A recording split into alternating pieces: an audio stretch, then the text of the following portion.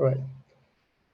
Hello, my name is Kabir Dasgupta I'm an economist from the Division of Consumer and Community Affairs at the Federal Reserve Board, and as a part of the steering committee of the Financial Literacy Seminar Series. We are excited to have Professor Lorenz Küeng from University of Lugano as today's presenter at our Financial Literacy Seminar Series. Before I hand it over to Lorenz, it would be nice to give some background information about Lorenz's experience. So Lorenz earned his PhD in economics from University of California, Berkeley in 2012. Before joining University of Lugano, he was an assistant professor of finance at the Kellogg School of Management at Northwestern University in Chicago, a faculty research fellow of NBER, and he also served as a research economist at the Federal Reserve Bank of Chicago.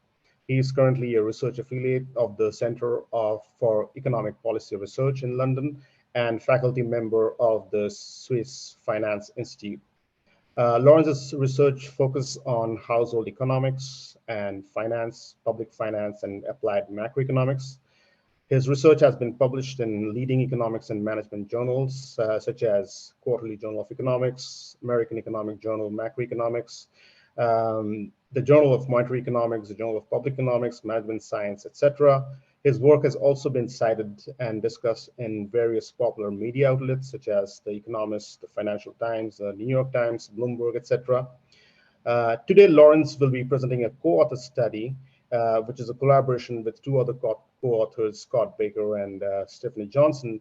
The authors study how financial returns to investment in consumer goods inventories affect households' portfolio allocation and decision to hold liquid assets such as cash or cash equivalent resources.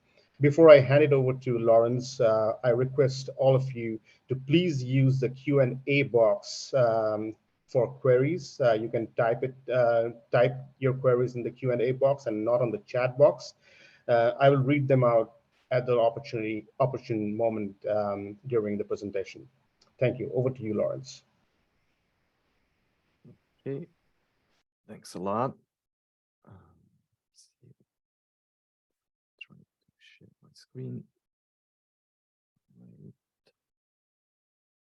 Okay, can you see it?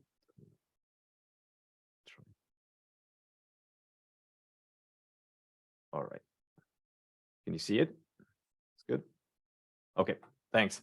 Thanks a lot for having me and for the generous introduction. So let me just mention that this presentation will be based on a slightly updated draft relative to the paper that I circulated and that we presented at the NBR Summer Institute. So some of the figures and the numbers will be slightly different from that draft. Okay, so what are we trying to do in this paper? So basically, inventory as an asset class is largely ignored so far in household finance, and so we basically asked two very rudimentary questions. The first is how large are household inventory holdings in the U.S., and then related to that, how large are the financial returns that households can achieve from managing such inventory.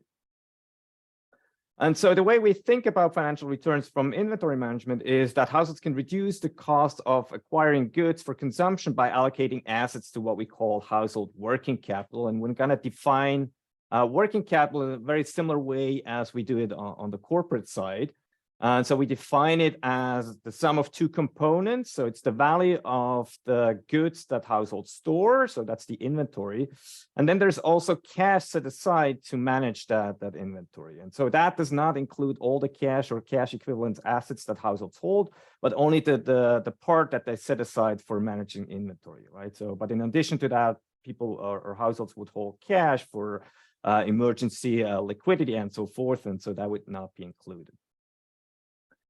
So how can households use working capital to reduce the costs?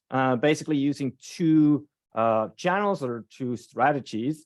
So they can stock up when items are on sale, when they go to the store. So we call that the stockpiling strategy. Or they can save on trip fixed costs and by buying in bulk, and so getting bulk discounts by making larger and hence less frequent trips to the store. And so we call that the bulk discount strategy. And so there's clearly a trade-off between these two savings channels, right? Because buying large quantity reduces the trip frequency, but that also means that reduces the ability to take advantage of sales because you go less frequent to the store, and these products change that are on sale from week to week. Something we show in the data. And so let me start by illustrating the stockpiling strategy. And so the way we'll model the stockpiling strategies with a standard SS model. And so on the left-hand side, we have a strategy where the household buys enough every time just to last until the next shopping trip. So so the household runs down inventory completely and then goes to the store maybe once a week to stock up for another week. So on the right-hand side, we see a strategy, stockpiling strategy, where the household actually stocks up to 4 trips in advance if she sees a sale. And so she never actually runs down the inventory all the way to 0. And so if you have such a stockpiling strategy, then clearly that requires more working capital on the right-hand side. So always stocking up on goods which are on sale, even if they're not needed. So if you don't need them immediately for consumption within the next week or within the next trip interval. Now let me turn to the bulk discount strategy. So now I'm going to hold fixed the stockpiling strategy. So you always run down your inventory all the way to 0, but on the left-hand side, you only go to the store once a week. On the other hand, you go on the right-hand side, you go to the store every other week. And so clearly making larger trips also requires more working capital on the right-hand side, right? But you also save on trip fixed costs because you go less frequently to the store. And so one thing to notice here is that while the inventory goes down all the way to 0 in these zigzag graphs, so the cash component basically offsets that zigzag. So while you spend down inventory, you have to accumulate cash, setting cash aside so that you have enough cash when you make the next trip. So if you add these two components, the inventory and the cash component, then total working capital is actually constant in all those examples, and that's represented by the red dashed line. All right, so how do we define the marginal return to working capital? So we think about allocating $1 more to working capital and how that reduces the household's cost of supplying consumption by X dollars through these two channels, through in-store savings, so through sales and bulk price discounts, net of product depreciation, and also through lowering these trip fixed costs. And so we think of this as the marginal return of X percent. Now, how do we measure this in the data?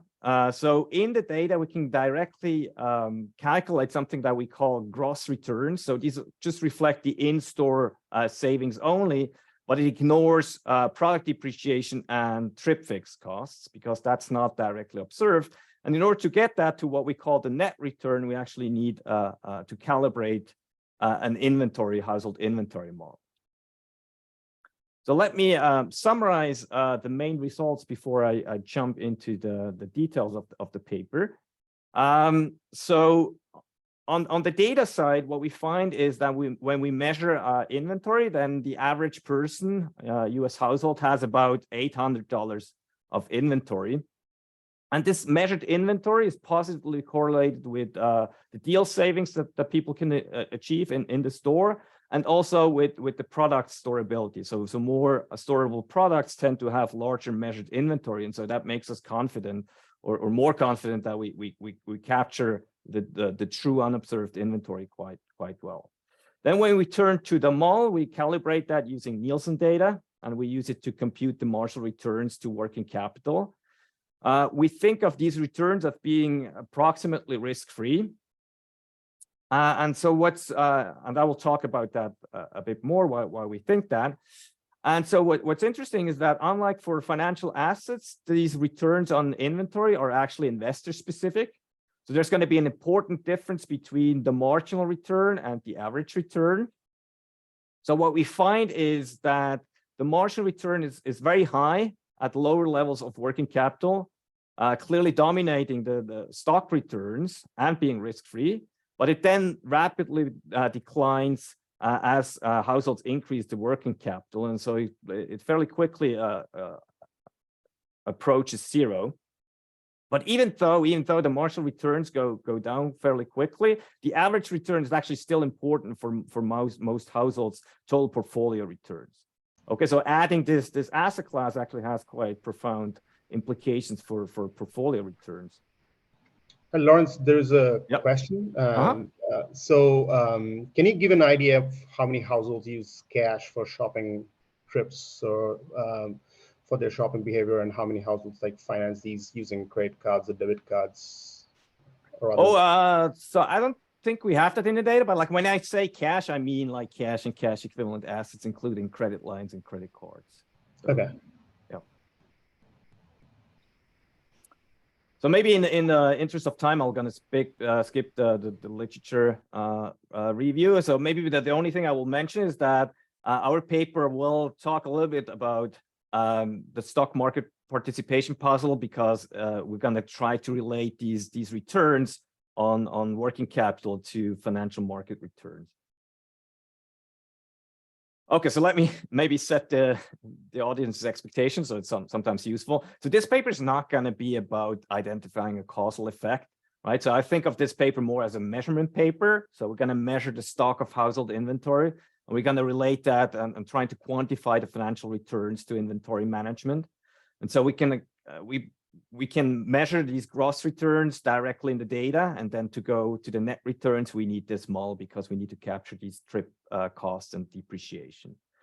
So this paper is really about filling in the missing item on the household balance sheet and figuring out how that financial returns on inventory management compare to these other financial returns on financial assets. So our model builds on causal evidence that we've established in a previous paper that was just published last year in the AHA Macro, that uses anticipated sales tax increases to show that households actually use stockpiling and other strategies to respond quite rationally to these anticipated tax increases. And if I have time, I'll show some slides to that from that paper as well. So let me briefly outline the talks. I'll describe the data sources that we use, and then I'll show you what we can do by just using the data. So we can basically measure household inventory without relying on a model. We'll just have to make a couple of assumptions. These will depend a little bit on how we aggregate the different products. Then we'll show you some validation of that new measure of inventory. Now I'll turn to the model to get at the returns. So I'll start with a broad overview of the model. So and then I go through each of the main inputs. So how people have to choose how often to go to the store. So that's a trip timing problem. Then I show how we model these two strategies, the bulk discount strategies and the stockpiling strategy. And then we'll put everything together, and I will show you the households problem. And that then allows us to define the marginal return to inventory management. And then I'll show you the results that we get from the model and conclude. Okay, so we'll basically use three main data sources. So we use the Nielsen Consumer Panel, the Nielsen Retail Scanner Panel, and the Survey of Consumer Finances. So the Consumer Panel basically records household purchases, mostly for grocery and pharmacy products, where households use scanner data mostly, and some diary as well. And so that gives us product level information at the barcode level, so the UPC level. And so we see the quantity the households purchase and the price they pay. So what we don't observe is the inventory nor the value of any savings they get from discounts. And we have to make some assumptions to compute these, and we'll use the other Nielsen data to get to some of those. And so the other one is the retail scanner data, and that gives us for each store and each week a sale weighted average price for each product code. Do you see, like, you talk about like these shopping trips is one of the strategies. Do you see like online shopping, because that is also pretty popular? We do see online shopping, but it's a fairly small share. So that's one limitation.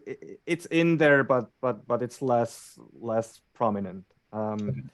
So we use the, so I mean the share increases, right, and clearly like after pandemic. So nowadays this share is much larger, but like in our case it's not that large. But yes, that's a good question. And so in the other paper we deal much more with that. So and it's relevant, right, because of the trip fixed costs, right, which we think that they're less relevant for online shopping. All right, and then we're going to use this the SCF because what we don't see in the Nielsen data is information on households' assets, financial assets. Then we'll use two additional data sources, which is the Food Safety and Inspection Service data from the U.S. Department of Agriculture. So that gives us information about product depreciation and expiration dates. And then we'll use a fifth data set, the National Health and Nutrition Examination Survey from the CDC. And so that gives us direct information on consumption, not just expenditures. And so that's to test the model assumption that we make, that consumption at the household level, like aggregated across all these Nielsen products, is roughly constant. All right, so let me turn to the data section where we measure household inventory.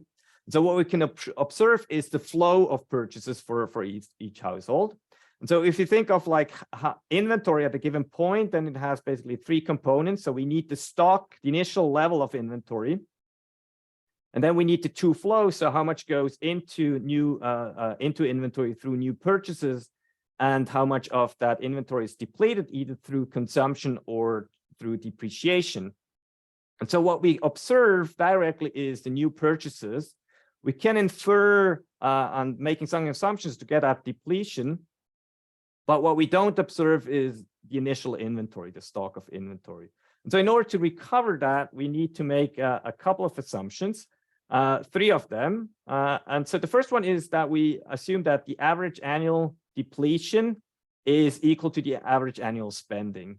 And so that basically just ensures that the inventory to spending ratio is stationary, doesn't explode or go to zero. So this is not like a very strong assumption. And then we make two other assumptions. So the one is that inventory is depleted at a constant rate. So here in the data part, we're going to assume that depreciation is linear and consumption is constant throughout. And then the third one is that households have enough stock initially so that inventory never becomes negative over the year.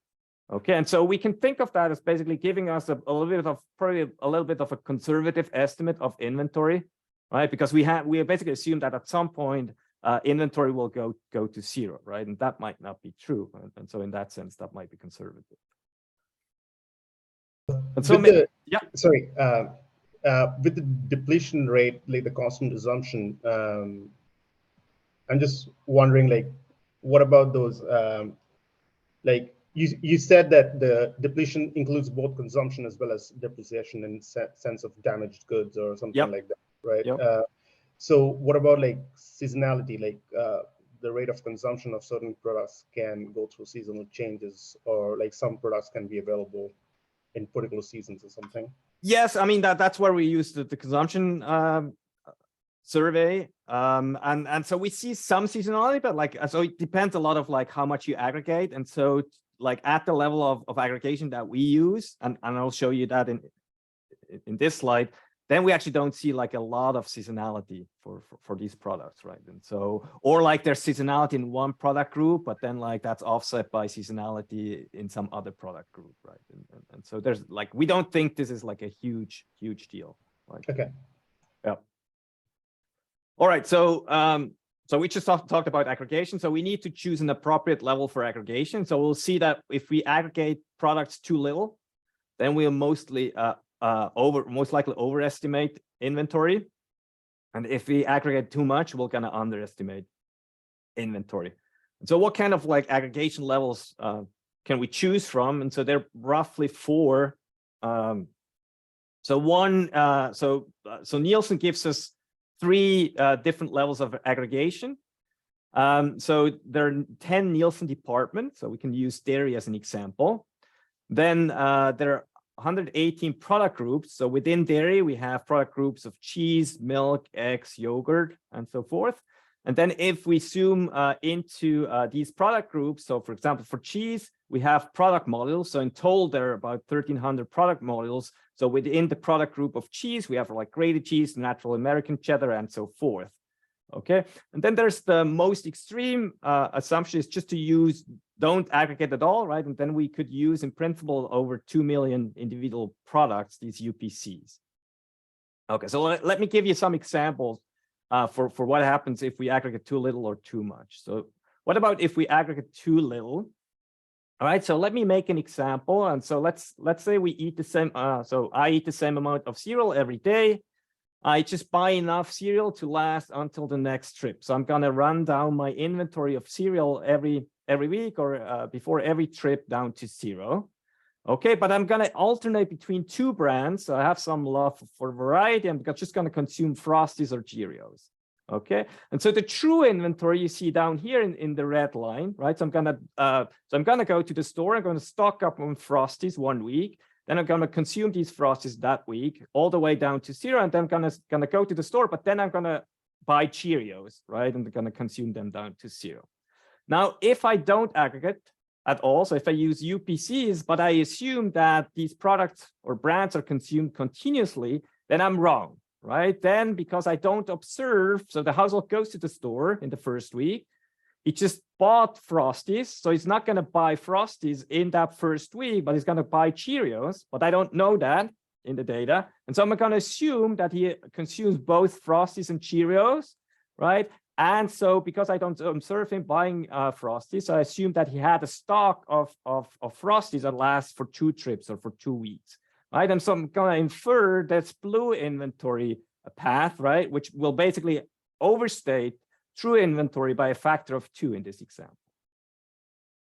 Now let me do another extreme, right? Oh, so before I move on, right? But if I aggregate to the Nielsen product group called cereal, then all these assumptions are satisfied, right? And so I'm going to recover the red line because I'm not going to distinguish between Frosties and Cheerios, right? I'm just going to look at cereal, and so then like the red line is the one that I'm going to recover. Okay, so what happens if I aggregate too much? So what if I use, let's say, the Nielsen department, such as dry groceries? So dry groceries include cereal, but it also includes other product groups, such as pasta, candy, bread, coffee, and crackers. So it's likely that I'm going to go to the store, right, before I'm fully exhausting all the inventory. So the inventory at the level of dry grocery actually never hits 0, likely. So I'm going to run out of pasta, and so I'm going to go to the store and buy pasta, but I'm not going to stock up or buy candy or maybe bread or cereal at that same point. So I'm never going to run the inventory of dry grocery all the way to 0. And so the true one is clearly not going to go down to 0. And so if I don't take that into account, then I'm going to understate the true level of inventory in the blue line relative to the red line, which is the true inventory. Okay, so what we do in the paper is we basically show the reader the full range of what happens if we aggregate at these different levels. And so if we do that, then what we find is that if we aggregate to the product group level, such as cereal or cheese, we get that the average household has about $800 of inventory. If we aggregate further up to the department level, we get at an inventory of about $500. If we go to product module, so disaggregate a little bit, then we get to about $1,000. If we go all the way down to individual products, then we get about $1,500. So we think that like the medium, so the two like product group and product modules are probably reasonable levels of aggregation. To be a bit more conservative, we choose product group throughout the paper. But in the appendix, we show that all the results, what happens if we use other aggregations. So what's important to note is that for the second part, where we measure financial returns to inventory, so all these results are robust within that range of $800 to $1,200 of inventory. So it doesn't really matter whether we aggregate to product group or product module. So how does that look in the data? So there's quite a bit of heterogeneity around these $800. Going from the first quartile to the third quartile goes from about $500 to $1,000. And so this is like for all households. So here we don't really control or account for household characteristics such as household size or income. In order to get at that and also to then map it to the model, we often express everything in terms of the inventory ratio. So that's the ratio of inventory to the total share of annual spending. Okay, and so that's on average about 20%. And so so then we have a little bit less dispersion, but there's still a lot of heterogeneity across households. Now, how important is inventory as an asset class? Okay, and so what we do to assess that is we now match these Nielsen households to comparable households in the SEF, and we calculate what we call the inventory portfolio share. So that's the inventory we measure in the Nielsen data divided by the sum of financial assets from the matched SEF data plus inventory. And so what we see is that for lower income households, this is actually quite an important asset class, right? So they hold more inventory, right, in the lowest quintile than they hold financial assets, right? So maybe that's not surprising to people that have studied household finances a lot, right? But like even for like in the second and third quintile, right, this asset class is still quite important. And I will come back to that when we talk about the average return, right? Because it basically means that that the portfolio weight on inventory is actually quite substantial for all households, maybe except for the top quintile. Okay, so in the paper, we performed 2 tests to validate our new household inventory measure, right? So there are basically 2 predictions you can come up with that should be satisfied by this measure. So households should store inventory or store more inventory of products that are more storable, and households should run down inventory in advance of moving. And so in the data, this is basically what we find. So we can look at, so here just to show you graphically, what I do is I compute the inventory ratio for each Nielsen department. And then we map that, we map each product group to using this these depletion or shelf life data from the USDA. And we can compute like a product life for each product module in Nielsen. And we see that more storable goods have a higher inventory ratio in the Nielsen household data. And the same thing, you find the same thing if you do everything, if you run regressions at the household level. And so basically the more storable a good is, the higher is our measure of the stock of inventory of that good. All right, so let me not talk about that too much, but let me turn to the second validation, which I think is maybe the most convincing one, where we look at households before and after they move. And so what we see is that households indeed run down their inventory before they move. So here this captures all the households that move within a 3-digit zip code. So think of that as roughly an MSA. So that's the level of geographical detail that we see in the data.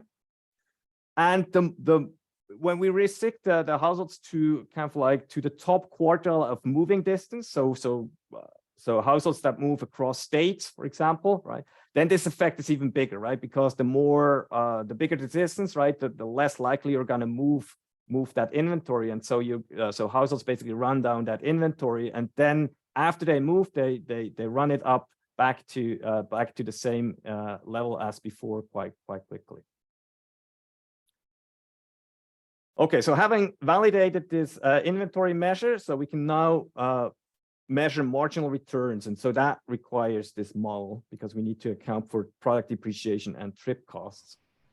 Before you go into that, there's a question on the measure of the share of inventory and the financial assets, because given that you use you combine SCF and the Nielsen's data, the question is that given that the Federal Reserve produces both the SCF and the financial accounts of the United States, do you think the inventory assets should be included more directly into the financial accounts? And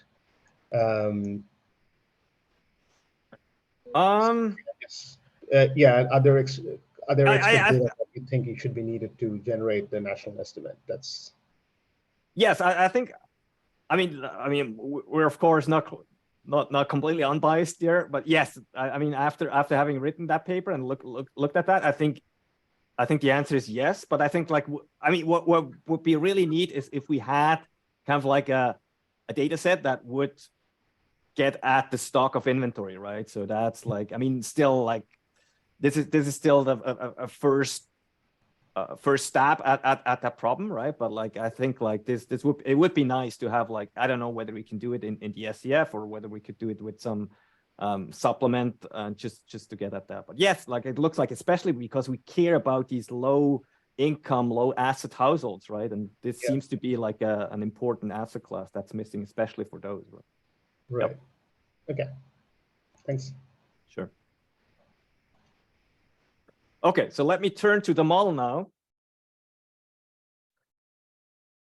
So households basically can choose a shopping strategy to minimize the costs of providing this exogenous consumption stream. So we assume they consume a steady stream of consumption. And so they have to make two decisions. So how often do they go to the store? And so that affects, so that gives us so they choose a trip interval. And by that, they also take advantage of bulk discounts. So the less often they go to the store, that means they buy more. And so they take advantage more of these bulk discounts. And they also have to decide how much they stock up on goods that they see on sale, right? Before they run out. And so this basically gives then rise to an SS model. And then they're going to be subject to a working capital constraint. So the way we think about that, so in a higher level portfolio choice model, so households could adjust this constraint, this working capital constraint by allocating more resources to working capital. But once they've done that, they're a bit stuck with that working capital constraint. So we think that so people basically have to set aside cash and cash equivalent assets. They're not going to liquidate like their mutual funds before they go to the store, right? So that's kind of like the idea behind it. And so the way we model that is we look then, so we let the household solve this this working capital or this inventory management problem. And then we define the marginal return to working capital by relaxing this constraint a little bit, right? And so that gives us the return. So this kind of like the shadow price. So let me give you the intuition about the trip interval choice. So we basically borrowed that from the firm side. So think about the firm's inventory problem of deciding how much, like how frequently to place orders to manage an exogenous demand. So in our case, this will be, instead of an exogenous demand, this will be this constant consumption. And so the firm chooses order interval delta, right, to minimize the average cost, right, which has two components. It has a fixed cost, fixed order cost, and then a variable cost reflected in the unit price P. Okay, and so relative, if we take that to the household, then we have a couple of features. So the first one I already talked about. So we'll have this working capital constraint. And then we'll also have let households have a stockpiling strategy in addition to choosing the trip frequencies. So households going to stockpile items when they see them on sales. right? And they might still have some stock left when they visit the next store. So they're not going to run down inventory necessarily all the way to zero. And so the way we summarize that is by this lower or these SS bands. So SD is the number of trips in advance a household will purchase a discounted product. Okay. And the other thing that we do is we'll allow for multiple goods, which will basically differ by the amount of perishability L, indexed by L. So then the stockpiling strategy, so how much you stock up if you see a product on sale, will of course depend on the perishability of these goods, right? So even if a good is heavily discounted, you might not want to stock up because this has a large depreciation cost. And this is important to match the fairly high trip frequency that we see in the data. And so we need these fairly perishable goods that basically will pin down the trip interval, while we still can generate quite substantial inventory because there are going to be these other products that are more storable, that you can stock up more. Just a quick question. Yep.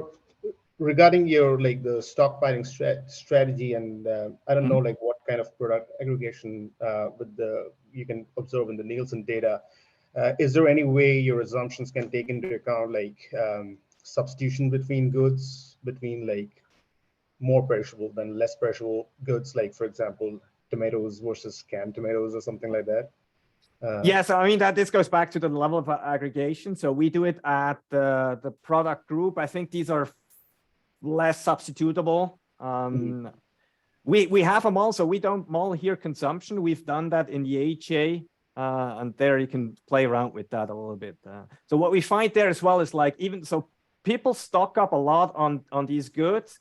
And so you can explain basically that the observed response to these sales tax changes without even if you allow a lot of product substitution in terms of consumption. So that doesn't really do much in terms of explaining the pattern, right? Okay. And so that's going to be the case here as well, right? So, all right. So what about the bulk discount strategy? So households can save by buying larger quantities. So they save on fixed trip costs, but then also get these bulk discounts. And so the way we do that when we take it to the model is we estimate this function down here. And so here I'm just showing you how the data then compares to the model when we fit that. And so I think we get a fairly reasonable fit. And so what does that mean? So with this bulk discount function is basically relative to 1. So 1 is if you buy the average pack size. So let's say the average pack of Snickers, right? And so, but then if you buy Snickers Mini, right, then you're gonna pay about let's say 10% more relative to the average Snicker pack. But then if you go to Costco and buy a huge amount, like a big box of Snickers, right, then you can basically decrease your price by about 20%, right? That's the way to think about it. And so that gives us a way to define an effective unit price of a good of type or depreciation level L. And so we denote that by PL. And so this has two components. So it has this bulk discount component, and then it has the unit price at the standard pack size. So a pack size of that we normalize to 1.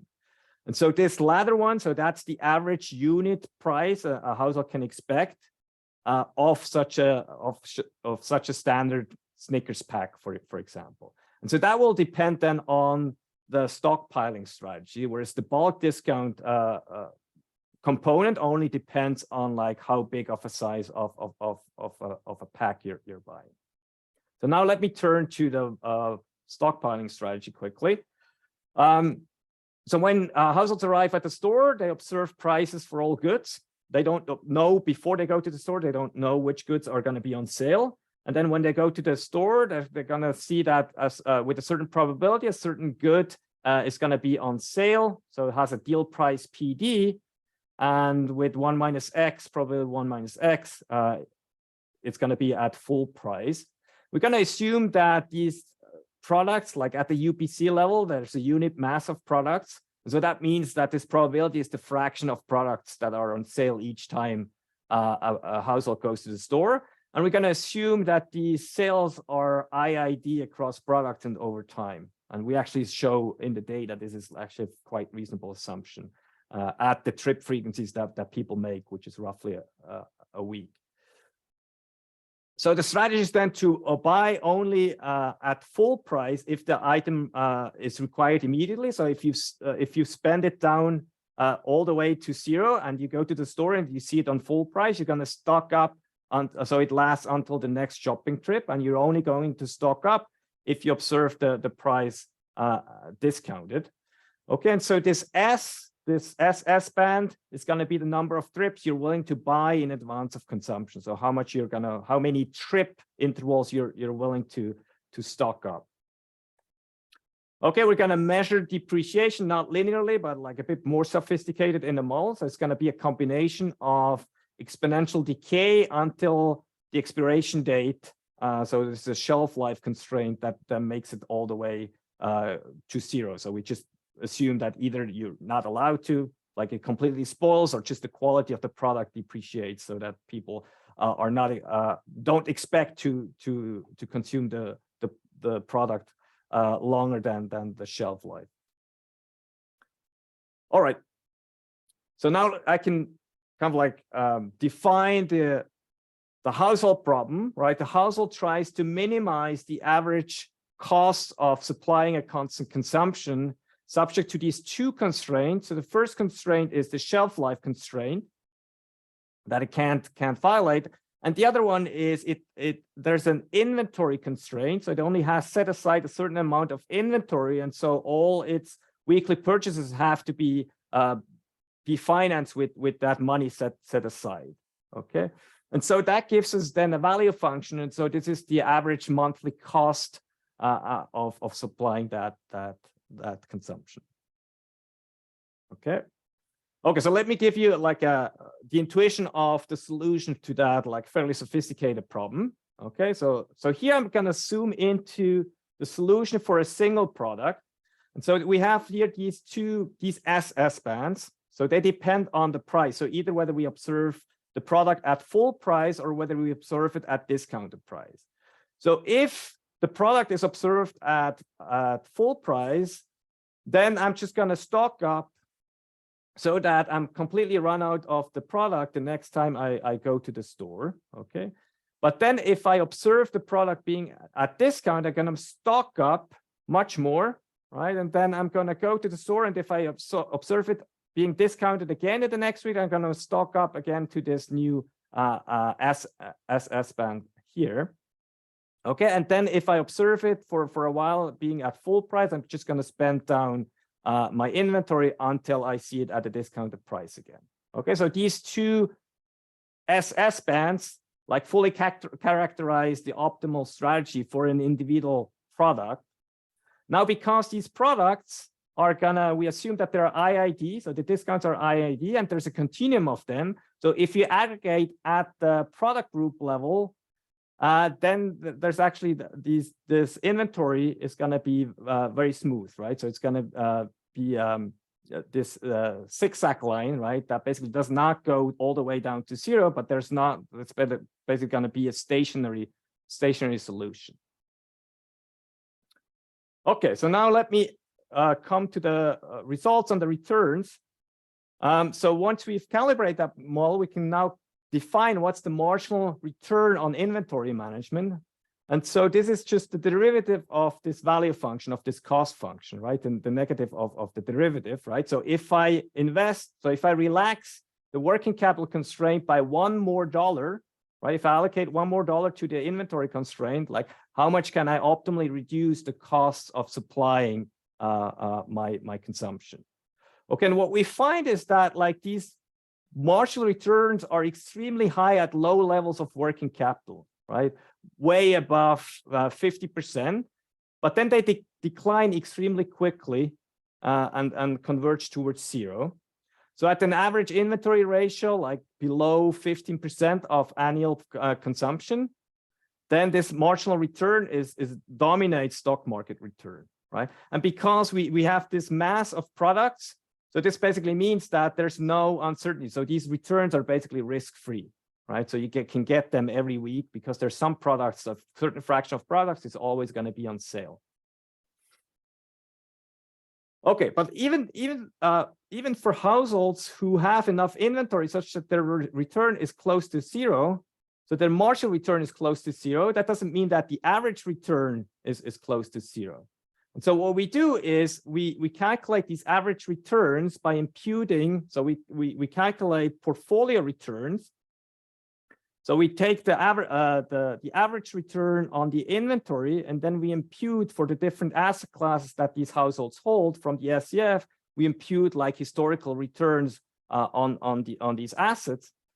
And so in the dark shades here, what you see is the portfolio return if we completely ignore working capital. And then you see the standard results that has been shown in the literature is that households in the higher income and asset quintiles tend to have a much higher portfolio return, mostly because they participate in risky financial assets who have a large excess return.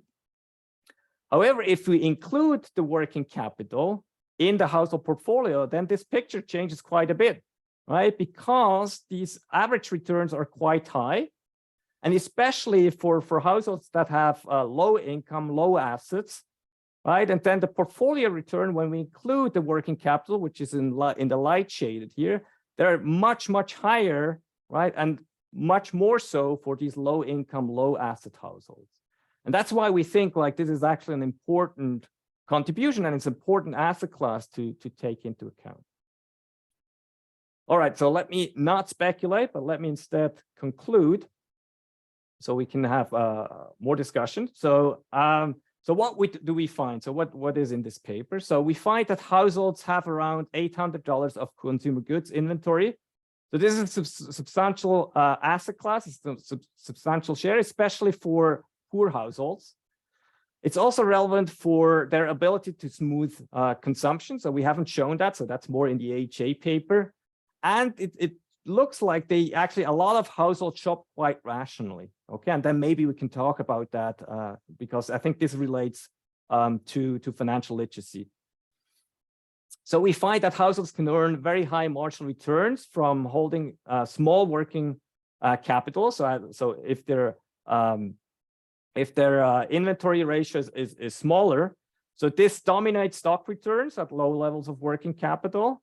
And it can, in principle, could even rationalize some borrowing like against a credit card for like opportunistic purchases, something like that. So we don't want to push that too far, but these returns are so high at very low levels of working capital. So in principle, that this might be true.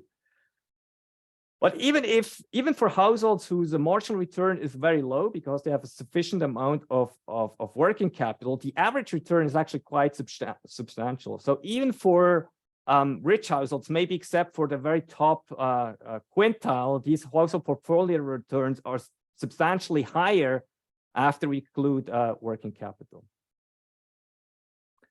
And this is mostly what I had to say. So I'm happy to take questions. Thank you very much for that great presentation. So there is a question that we received there.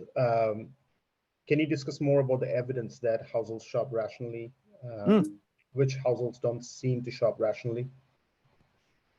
Yeah, so let me show you maybe that.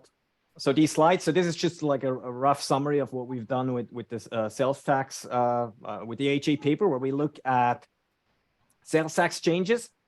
And so what we do there is like we look at sales tax changes like at different over a long time period, and there are lots of them. And what's interesting is like these. So we provide evidence that they are anticipated. So what you see is that before sales taxes increase, media coverage goes up. So that's on the left-hand side. So newspapers talk more about or report more about these sales tax changes. And also we see that households actually actively look for news about that, for information. So on the right-hand side, we see Google searches. So these are anticipated. So this is some evidence that like at least a certain fraction of households is, so these are salient tax changes, at least for a substantial fraction of households. And then we also see that in their behavior. So we see that households stock up on these products exactly the month before sales taxes increase. So over that sample period we're looking at, like the majority of these tax changes are actually tax increases. So they stock up, and they stock up not only on taxable goods, and so that's what led us to this kind of like shopping fixed cost model, because they also stock up on tax exempt goods. Initially, we thought, okay, this is probably some form of irrationality, but then you can easily explain that when you introduce shopping fixed costs, because like if you go to the store, you're also going to stock up a little bit on these tax exempt items, because that allows you to postpone the next shopping trip a little bit more. And then we also see that like the households also engage in other tax evasion strategies. So they go more online, right? And probably not paying use taxes, right? And the ones that can, they also go more frequently across the state borders. So they go to other sales tax jurisdictions that haven't increased their sales taxes. And that effect actually doesn't dissipate. So here, like, right, because like for the average person, they don't have that possibility. So you can stock up a little bit, right? But then they run out of these inventories, right? And then, so that's why this effect goes back to zero. But if you look at the cross-border shopping, so that doesn't go away, right? Because that tax differential tends to persist. And so we think this is actually kind of like they follow sort of like this Econ 101 textbook model of things right? So it's sort of like they go down like from the easiest to the more difficult ways to respond. And so kind of like adjusting the consumption is probably the hardest one. And that's why we don't see a lot of evidence for that. Mm-hmm. Continuing on that, you know, I would actually have expected people to be rational in purchasing, because this is actually something you do so frequently. Exactly. Right. So I think, you know, you can really pin down often to buy the milk, right? Or you can pin down, but I think, you know, what you do here is a lot more, because, you know, there are all this bulk and there are all of those discounts. So you have actually to be clever. But this is what I think, you know, kind of people do so frequently that you can really do the learning by doing. Exactly. So one of the things I haven't seen, though, is the potential role of liquidity constraint, which might actually look, you know, make people look not rational. You know, you're not taking advantage of the big discount, but in fact, you know, you might be liquidity constraint, which, you know, in the US, we know that many people don't have that liquid asset, right? And so if you have to borrow at a 25% interest rate on the credit card, right now, you know, that kind of, you know, trade-off starts becoming tricky. Can you say a little bit more about that? And by the way, I love the graph that shows, you know, the work. I mean, you can actually learn, you know, earn a lot on this clever shopping. Yeah. And I think this is actually the one thing that's in some sense missing. So that's the next step of like extending the model, is to including, right? Because this is sort of like a frictionless model. And so the one friction that we would like to introduce is exactly like a borrowing constraint on that, right? Because like in our model, like households actually quickly go to a place where the marginal return is close to zero, right? So like a very few households have these high returns, right? But like we think like if you introduce this borrowing constraint, then like a lot of households will actually have substantial high marginal returns. And then and so that might explain credit card borrowing, maybe payday loans and things like that. I mean, I don't want to push it too far, but I think like, I mean, I think you're absolutely right? So I think one thing that's interesting is that so households don't have a lot of experience in financial markets, but they necessarily have experience with shopping, right? And so I think this is kind of like a return they intuitively understand, whereas the equity premium and equity returns, it's just hard for them to understand, right? Like they have less experience with that. And I think this is exactly right. Yes. And another quick question I had, and I didn't see how much your data cover, but how would your model deal, for example, in the current pandemic, right? And there is this stock problem, right? That, you know, in fact, you might not even have the goods at the store. And so the model becomes a little bit more complicated because in fact, you might anticipate it might not be there. And there potentially is where, we can check again some rationality or so on. And it might be actually interesting to see, what is it that people do, because we did see, this huge, people getting out of the store, with this huge amount. And my understanding is they might have bought too much, actually. Yes.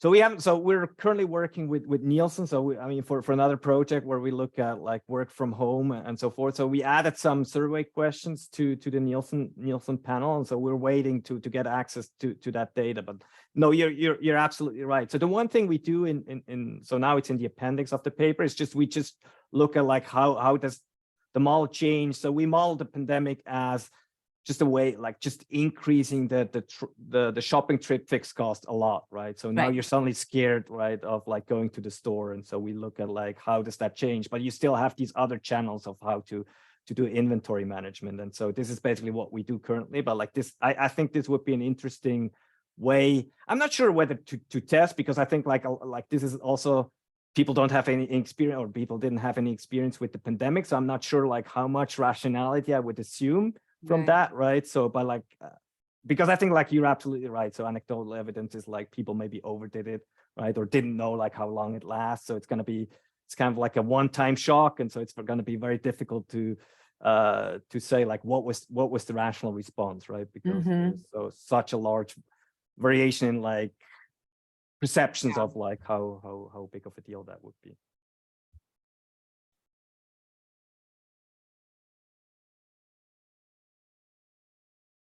I mean, also in addition to the concern about pandemic, like as an extension, I'm just wondering, it's not a question itself, but it's just like how much anticipation plays a role. Like if you're anticipating an economic shock, and like even like in current times with the high inflation, how is that like? How are people going to respond? Like if they like about.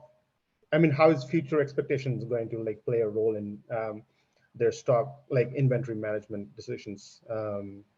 If that, like, that could be an interesting No, question. I mean it's an interesting question. I mean, we got that question from one of our referees, and so we've now added like so we extended the model to have like 3 prices, and so this captures a bit like, so then we can model like these low frequency increases, right? Inflation, thinking about that as like this target price that retailers change in response to inflation shocks. I mean, for these products that we look at here, it doesn't really do that much, right? Maybe not surprising, right? Because it's just like there's some limit, right, of how much you can store up. I think like so the products that we exclude are like durables and things like that, like electronics and then of course like cars, vehicles and so forth. I think that's where you probably see the most effect of inflation expectations. I don't think like, so here it's really more about like these high frequency changes that really drive. And so we're more concerned about things like Black Friday, these things, right? Like, because these are clearly violations of this IID assumptions, and that we only know what the product, whether the products are on sale when you go to the store, but like for things like Black Friday or like Boxing Day or something like that. So we were like looking more at that, like violations of that assumptions rather than the low frequency inflation component. I let Kabir maybe read the last questions, and then I think we are very there is one last question. I think we have just 1 minute left, so I'll just read out the last question. So someone asked, is there any way to identify the share of any particular items purchases that are bought on sale? For example, where someone had an infant and they stocked up on diapers when they were on sale, or had a coupon on certain products. Can you say that? Sorry, can you say the first part? I didn't catch the first part of that. So is there any way to identify the share of any particular items that are purchased, like that are bought on sale? Any particular good? Yeah, like, I mean, all of them, right? So you can see them. So they have a flag, and so you can identify. So there's a way. So people have used that to fill in some of the missing household characteristics. So whether people have a baby or like whether they own a car, right? So what kind of products you buy that, yes, so you can do that. Okay. Absolutely. Well, I just wanted to say thank you very much, Lorenz, for being here today and for this very clever paper. It was certainly very clever to say that, and I always love this application of from the firm to the household, right? Because at the end of the day, we make those decisions, in the same way in which firms, might make those decisions and they look so big, right? You might have like millions of dollars in your warehouse, but household too, are making those decisions, and there are actually higher returns on making these clever decisions. So I think this is such a wonderful application of household finance.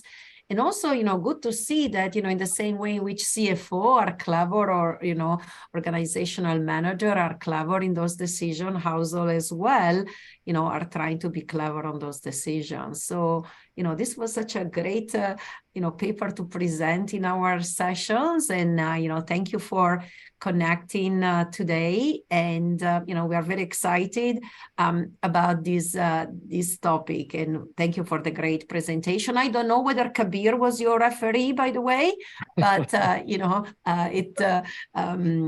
great to see that the referee as well are having some of the same question as here.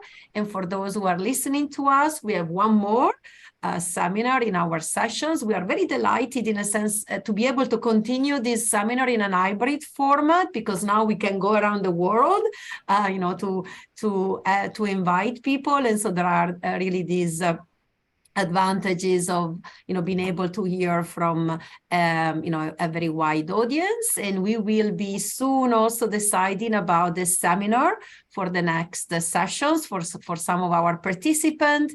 Please let us know if you have a good paper to present, so because we are designing the schedule for next term. So thank you again, Lorenz. And by the way, you're always invited as well to attend our seminar whenever you have time. Thank you. I will do that. Thank you very much. Maria. Thank you again. Thank you all, and thank you for the great questions. Bye-bye. Bye. Have a good day. Bye-bye.